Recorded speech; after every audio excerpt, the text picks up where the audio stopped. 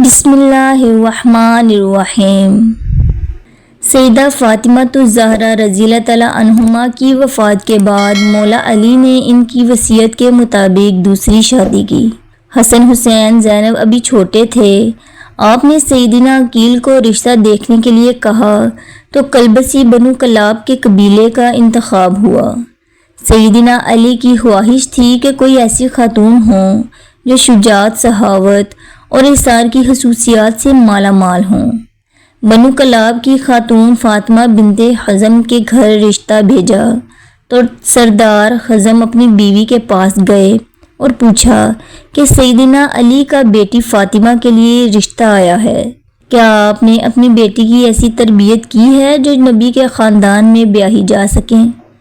رشتہ قبول ہوتا ہے تو فاطمہ بنت حزم سیدنا علی کے گھر جاتی ہیں تو سیدنا حسن حسین اور فاطمہ کو گلے لگا لیتی ہیں۔ سیدنا علی سے درخواست کرتی ہیں کہ ان بچوں کے سامنے آپ مجھے کبھی فاطمہ مت کہیے گا، انہیں اس سے ان کی ماں کی یاد آ جائے گی۔ میں اس گھر میں ان کی ماں بن کر نہیں آئی بلکہ کنیز بن کر آئی ہوں۔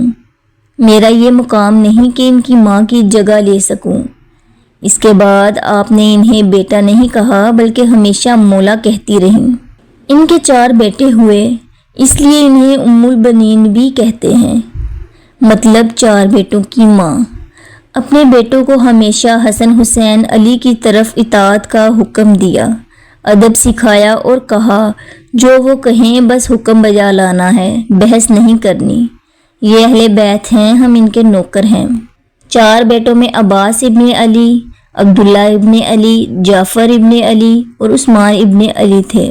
سیدنا عباس علیہ السلام لشکر حسین کے سپہ سالار بھی رہے۔ شجاعت میں یہ ایک مقام رکھتے تھے، دونوں ہاتھ سے تلوار چلاتے تھے۔ جنگ صفین میں سیدنا علی نے ان کو بھیجا تو محمد بن حنفیہ کہتے کہ مولا آپ صرف عباس کو کیوں آگے بھیجتے ہیں؟ تو سیدنا عباس کہنے لگے حسن حسین میرے ابا کی آنکھیں ہیں اور میں ان کا بازو، اور بازو ہمیشہ آنکھوں کی حفاظت کرتے ہیں۔ حالانکہ عمر میں حسن حسین سے چھوٹے تھے۔ واقعہ کربلا میں جب ایک ایک کر کے لشکر حسین کے سپاہی شہید ہوتے گئے تو سیدنا عباس نے مولا حسین سے درخواست کی کہ مجھے جانے دیں۔ سیدنا حسین ان سے تلوار لے لیتے ہیں کہ بس عباس تم پانی لے آؤ۔ آپ پانی لینے جاتے ہیں تو یزیدی لشکر ان پر حملہ کر دیتا ہے، دونوں بازو کاٹ دیے جاتے ہیں۔ وہی جنہوں نے حسین کی حفاظت کرنی تھی، گھٹنے میں تیر لگتا ہے۔ حسین عالی مقام کی آنکھیں بھر آتی ہیں۔ سیدنا عباس مولا حسین سے درخواست کرتے ہیں کہ میرے گھٹنے سے تیر نکال دیں اور کہتے ہیں کہ مولا میری والدہ سے کہہ دیجئے گا کہ عباس کے دونوں بازو نہیں تھے، اس لیے صرف آپ کو تیر نکالنے کا کہا۔ یہ وہ عادت تھا، وہ اطاعت تھی جو سیدہ ام البنین کی تربیت تھی، جنہوں نے ساری زندگی نبی کے اس گھرانے کی کنیز بن کر گزار دی۔ آپ کے 4 بیٹے اس جنگ میں شہید ہو گئے۔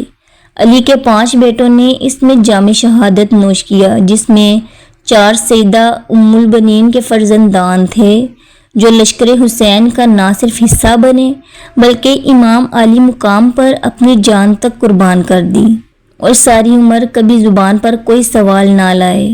واقعہ کربلا کے بعد جب قاصد خبر لے کر مدینہ منورہ پہنچا، سیدنا ام البنین کو جب 4 بیٹوں کی شہادت کی خبر ملی تو کہا عباس شہید ہوا، جعفر شہید ہوا، عثمان شہید ہوا، عبداللہ بھی شہید ہو گیا۔ فرمانے لگی سب چھوڑیں، میرے مولا حسین کا بتائیں تو بتایا کہ وہ بھی شہید ہو گئے۔ تو کہنے لگی کیا میرے بیٹے بعد میں شہید ہوئے مولا حسین سے؟ تو بتایا کہ نہیں، وہ پہلے شہید ہوئے اور مولا کی حفاظت کے لیے خوب لڑے۔